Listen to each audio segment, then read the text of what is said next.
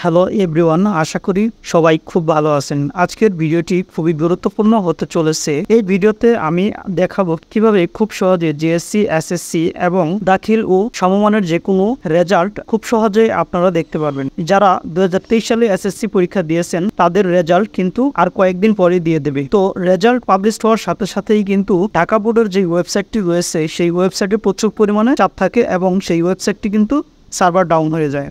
এতে কিন্তু আপনি আপনার রেজাল্টটি দেখতে পারেন না। তো ভিউয়ার্স, এই ভিডিওটি যদি আপনি সম্পূর্ণভাবে দেখে থাকেন তাহলে কিন্তু আপনি খুব সহজেই সবার আগে আপনার রেজাল্টটি আপনি দেখতে পারবেন। তো কিভাবে করবেন সেই সম্পূর্ণ প্রসেসটি আমি আপনাদেরকে এই ভিডিওতে দেখিয়ে দেব। তো এর জন্য যে ওয়েবসাইটটি প্রয়োজন সেই ওয়েবসাইটের লিঙ্কটি আমার ভিডিওর ডিসক্রিপশনে দেওয়া আছে। আপনারা চাইলে খোঁজাখুঁজি না করে খুব সহজেই সেই লিঙ্কে ক্লিক করেই আপনাদের রেজাল্ট বের করে নিতে পারবেন। তো চলুন কথা না বাড়িয়ে আপনাদেরকে সরাসরি সম্পূর্ণ প্রক্রিয়াটি দেখিয়ে দেই কিভাবে আপনি আপনার রেজাল্টটি বের করে নেবেন।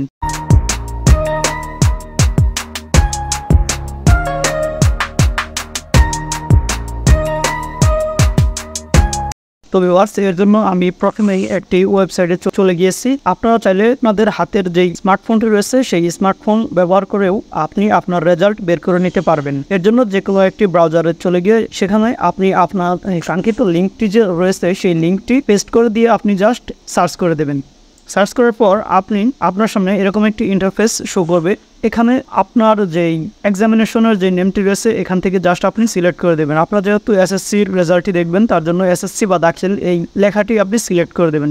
তারপর আপনি ইয়ার, এখান থেকে আপনি কোন সালে পরীক্ষা দিয়েছেন সেই সালটি এখানে বসিয়ে দেবেন। আমি জাস্ট এখান থেকে যে কোনো একটি সাল নিয়ে আমি অন্য আরেকজনের রেজাল্ট দেখার জন্য সেই সালটি আমি এখানে বসিয়ে দিচ্ছি। তো এখান থেকে আপনি যেই বোর্ড থেকে পরীক্ষা দিয়েছেন সেই বোর্ডটি এখানে বসিয়ে দেবেন। সেই ঢাকা বোর্ড থেকে দিয়েছে, আমি ঢাকা বোর্ড সিলেক্ট করে দিলাম। আপনি চাইলে আপনাদের অন্যান্য যে সকল বোর্ড রয়েছে যে বোর্ড থেকে পরীক্ষা দিয়েছেন সেই বোর্ডটি জাস্ট সিলেক্ট করে দেবেন। সিলেক্ট করে দেওয়ার পর আপনার যে রোল নাম্বারটি রয়েছে, যে অ্যাডমিট কার্ড বা রেজিস্ট্রেশন কার্ডে যেই রোল নাম্বারটি রয়েছে সেই রোল নাম্বারটি এখানে লিখে দেবেন। আমি জাস্ট এখান থেকে এই রোল নাম্বারটি দিয়ে দিচ্ছি। তারপর এখান থেকে আপনার যে রেজিস্ট্রেশন নাম্বারটি রয়েছে সেই রেজিস্ট্রেশন নাম্বারটি এখানে বসিয়ে দেবেন। রেজিস্ট্রেশন নাম্বারটি বসানোর পর এখানে দেখতে পাচ্ছেন যে এই দুটি সংখ্যার যোগফল বসিয়ে দেবেন। আমি জাস্ট এখানে বসিয়ে দিচ্ছি।